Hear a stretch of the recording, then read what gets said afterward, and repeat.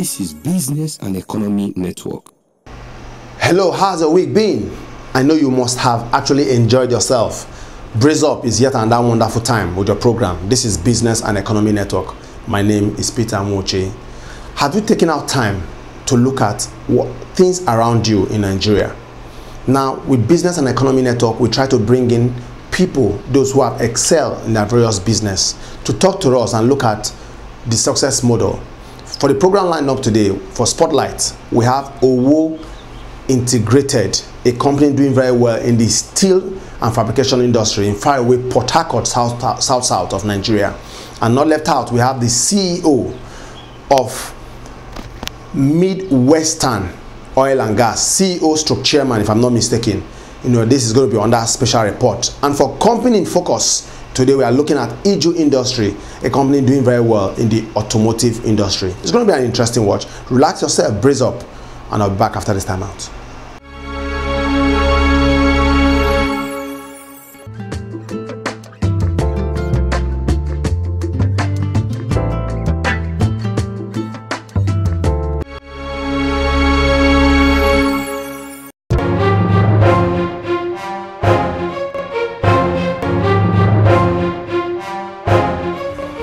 Before the implementation of the automotive policy by the federal government, Iju Industries started production of automotive spare parts as far back in 1998, taking time and precautions to carve a niche for themselves by majoring in the production of rubber-based produce for automobile industry.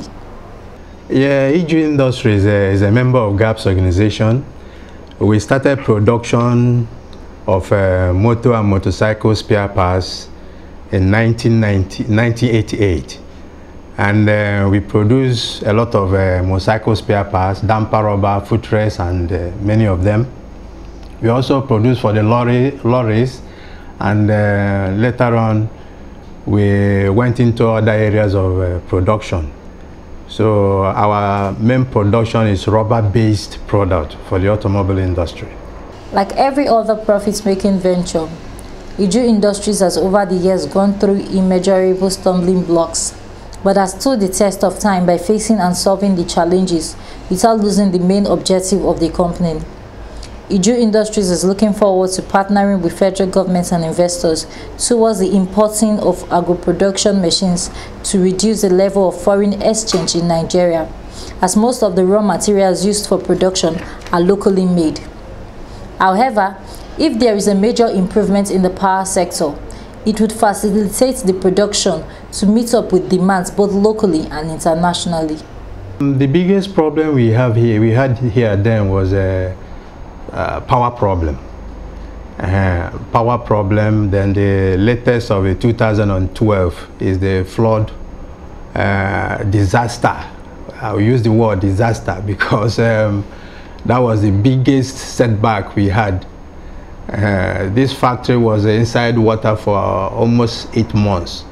So we had to shut down the factory, lay off hundreds of workers, and a lot of chemicals and machineries were damaged. So ever since then, we are trying our best to keep going, but we won't give up. With the new assembly plants coming up now, and in the past we are producing spare parts for the outdated vehicles that are being phased out now, like the Beetles, the Santanas, the Peugeot 504s, and the rest. And now there's a new millennium cars in the market now. So what we've done is that we've acquired we picked about 115 samples of the latest vehicles, which we sent abroad for the mold. Because why we send them abroad for the mold is that they use CNC machine so that it will be accurate. So we are working on that with our suppliers now in China. And also our biggest problem is this black oil of a thing. Because we use black oil to fire our boiler, and it's very expensive. So there's a technology whereby the boilers in the market now You can use waste agro products, wood, charcoal, palm kernels, you know, you use to fire the boiler. But by using this method, you save a lot of money, because normally it takes us about more than 4 million naira to fire a boiler in 3 weeks, which is expensive. But with 4 million naira, if you use the agro system to fire it, it can go 6 months. So we've concluded with our suppliers abroad on how to bring in this machine, so that with the mood coming in, with the boiler, we can start up again, because we don't want to be left out in this auto policy which our great president have introduced in Nigeria. We want to be a part of it, at least to supply vehicle spare parts to all these assembly plants. We can do it. It's very easy. Virtually 80 to 85% of our raw materials are locally based. That's a very good, important aspect of it. Like rubber, this rubber base, this rubber you get from delta areas, Sapele, Ughelli, Warri, Calabar, Benin. There's a lot of rubber. Then the kaolin, calcium carbonates, Edo, Anambra, you have a lot of them. The carbon black is NMPC in Warri. They make carbon black. Then just the additives, the curatives you get from abroad, which is very about 10% of that. So you save a lot of foreign exchange by embarking on all these products. The biggest support we need now is getting these molds and the boiler, then power, you know, how we can get power. Because the biggest challenge we are having is power. Once, I wish I know by in the next 1 or 2 years, there will be massive improvement from what the president is doing now.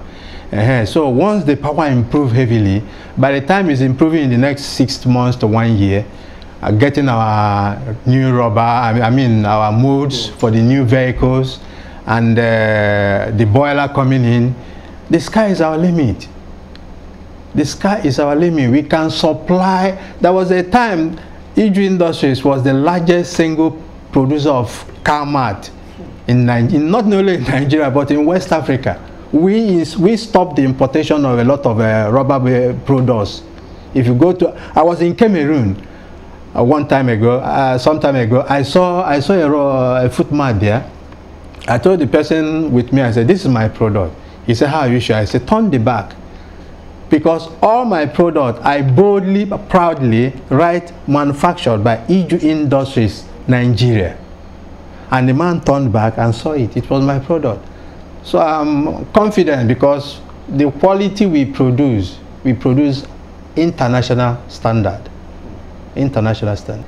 From what the government is doing now, by encouraging these assembly plants, from record I heard that about 18 companies have signed MOU to assemble all these vehicles in Nigeria.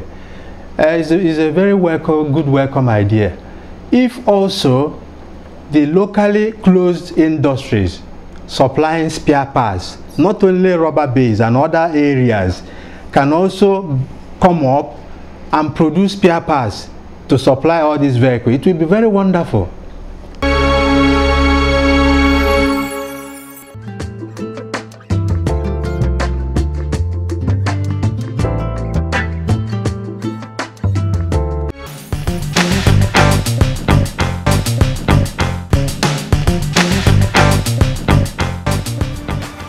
It is not in the advantage of Nigeria to keep relying on only one commodity as the main source of revenue. This is particularly why there are multiple problems facing Nigeria at the moment. Crude oil has fallen to about 60% per barrel, and oil price presents a huge challenge for businesses in Nigeria, whether a firm deals in oil and gas or not. The present situation of things in the oil and gas subsector is more than a wake-up call for the country to diversify its means of income. At the moment, steps are being taken, but these are not enough. Well, a country that relies on one commodity, most of its revenue, is setting itself up for problems. I mean, the oil price stayed at about $110 a barrel for a long time, and now it's crashed down to $45 a barrel, and that's serious for every producing country. It's a serious matter, unless of course you are sitting on a mountain of cash like Saudi Arabia. Then you can actually ride it out, even if it lasts for 2 or 3 years at that low level.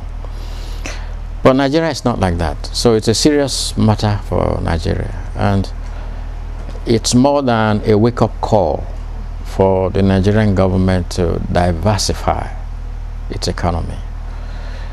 If they don't realize it by now, then perhaps they will never realize it. It behoves the government to use the money from the oil to do other things to make sure that the economy is not entirely reliant on oil.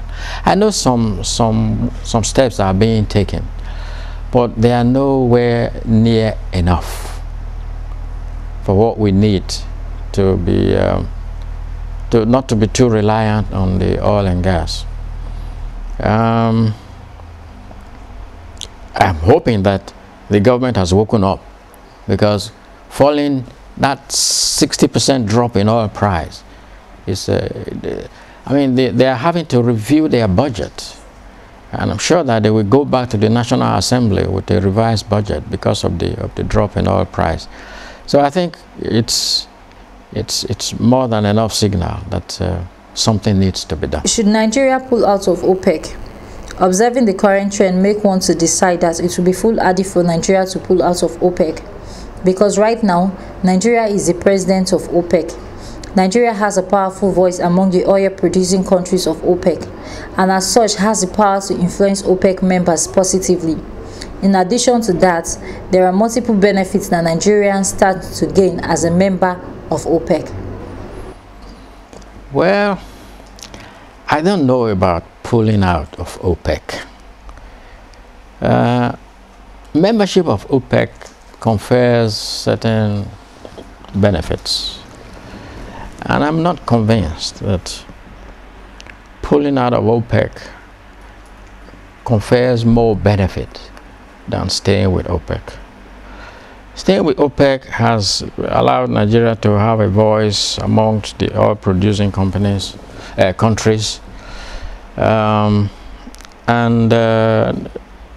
Nigeria is currently president of OPEC. I don't think it will be in the interest of Nigeria to right now pull the rug from under OPEC by pulling out of OPEC, while it is supposed to be leading OPEC. I don't think it's, from that point of view alone, I don't think it's right. Secondly, as I said, there are benefits that you derive from being a member of OPEC.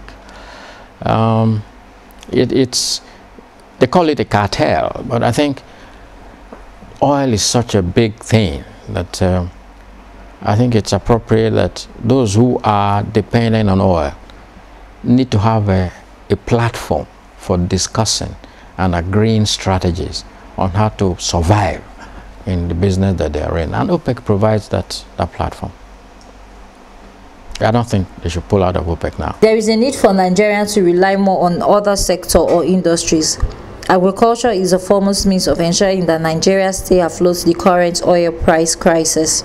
Yet, there is also a need for the government to stop the trend of accepting refined oil at the triple its cost was shipped out to foreign countries for refining. This can be done if enough private refineries are set up. In addition to that, SME must be encouraged to grow because they cater a lot to the provision of employment for the masses. They always say that problems, inside problems there's an opportunity.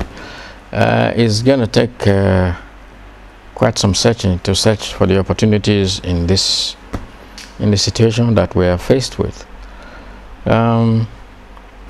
I think the government is already taking steps on the agricultural side. I think some progress has been made. Fertilizer, distribution of fertilizers, and so on. They ban the indices to show that indeed some progress has been made. You know, I always see the upstream industry like this. I come from a yam producing community, and we produce yam, and I liken the situation in Nigeria to a yam producer harvesting yam and taking it to another country to make the pounded yam, and then they sell the pounded yam back to the community at 3 times the price. That's a situation that I like in Nigeria too. Nigeria produces crude oil. They don't have any functioning refineries. The crude oil is taken somewhere else, it is refined, and the products are sold back to us at the price dictated by the people who have refined the product. So there is an opportunity now to refine our own crude oil. We have 4 refineries that are operating at anything between 30 and 50% capacity. That's not good enough. I'm aware that the government has tried to ease the giving of licenses for setting up refineries, but that easing still seems to still has some way to go. They need to streamline the process of setting up of private refineries. That's another opportunity that I think has presented itself. Of course, and the step that they have taken to diversify and to encourage small and medium scale industries. The countries that have progressed, the Asian tigers, for instance, it's the small and medium scale industries that are the ones that are actually providing employment. It's not the OICs that are providing employment. It's the small and medium scale industries that are actually the ones that provide the bulk of the employment that is provided. And I think the federal government must do more than it's doing to encourage small and medium scale industries. I know they say they are doing things, but in my view, they're really not doing enough.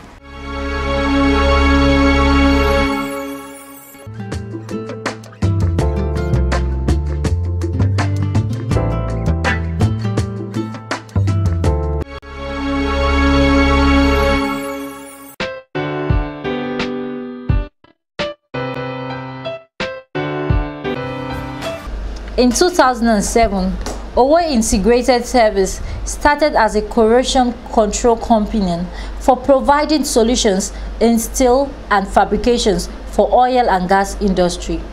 Okay, so far, Owo Integrated Services Ltd started since 2007 as a corrosion control company where we do blasting and painting, and I work with some other company before now as a corrosion inspector, and from there we decided to come up with a company that will handle corrosion control, that's blasting and painting in the oil and gas sector. So from there we started doing fabrications, where we fabricate rig basket and rigging tools. So far we've been doing very well. We have a lot of clients, people that are patronizing us, and we have the best of fitters and welders for operations. And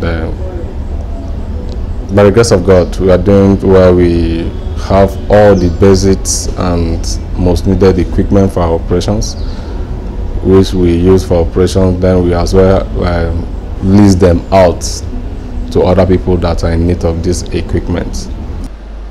For Owo Integrated Services, their unique selling point is integrity and transparent work ethics in respect to their diverse clientele ranging from the construction, agriculture, oil and gas industry.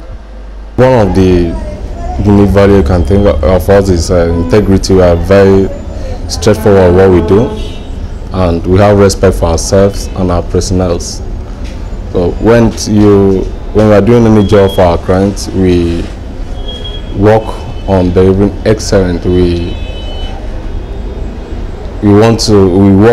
exceed client expectations. So we suggest to client the best way to do their jobs and work together in line with the scope of the job. So that's one of the things that make us different from every other competitors, because we deliver excellence in every of our operations. Okay, like poultry, we do fabricate cases for poultry, like crates for poultry. We also fabricate, apart from oil and gas, we have poultry, we have even people that are construction, civil constructions. We do phone work for them, metal phone works. At the moment, we have not done a government direct contract before, but the only area we are having government support, maybe if you are talking about like support, but if you are talking about patronage, we are yet to have a direct contract with government, but most of our clients at the moment are all private sector and multinationals. Majority of the raw materials are imported, but according to Mr. Edeb Okon, he is optimistic that Nigerians are beginning to produce their own steel. He encouraged the government to aid in making the materials more accessible. You know, one thing about steel is, when you talk about steel, it depends on the grade and it depends on the client's requirement.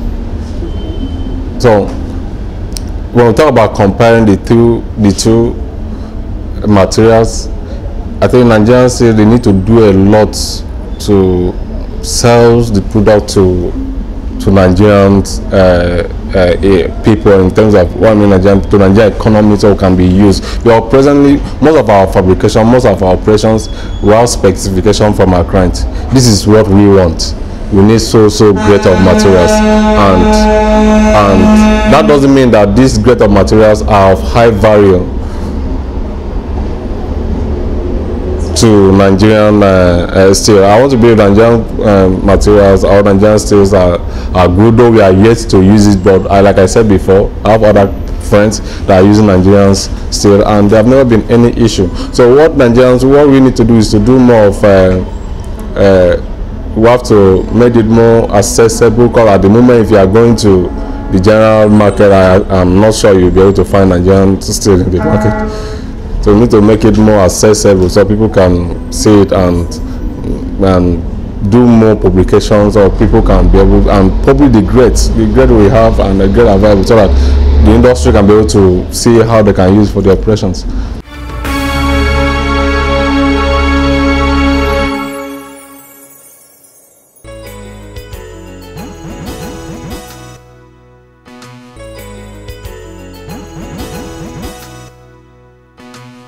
Welcome back, viewer. This is where time will permit us. I want to say thank you so very much. Well, I want to tell you a story, the story of Iju Industries. If you remember the flood that happened in Nigeria recently, it actually affected this factory, it affected this company. But with determination, focus and perseverance, they were able to withstand the odds. Meaning in life, challenges will come. How are you able to surmount your challenge will determine your success. Take out a key out of what I said. Perseverance, focus, and determination will take you to the top. I'll see you again, same time next week. Wherever you're watching, I want to say thank you and thanks for keeping faith. God bless you.